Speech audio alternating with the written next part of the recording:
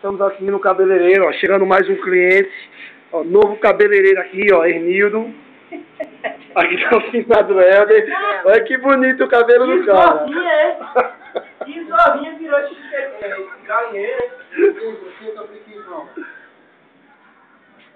Aqui tá o finado cabeleireiro. Tudo bom? Paulista, que não tem nariz. Aqui é assim, quem corta é os freguês mesmo. Aqui tá o emo. E o sabotado. Aqui tá o finado Jega. Eu, né? Tá bom, meu irmão.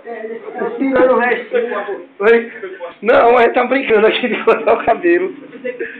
Não, vamos lá. Foi o que? Foi a aposta? Foi? Foi aposta não, né? Foi não. Ele ficou parecendo...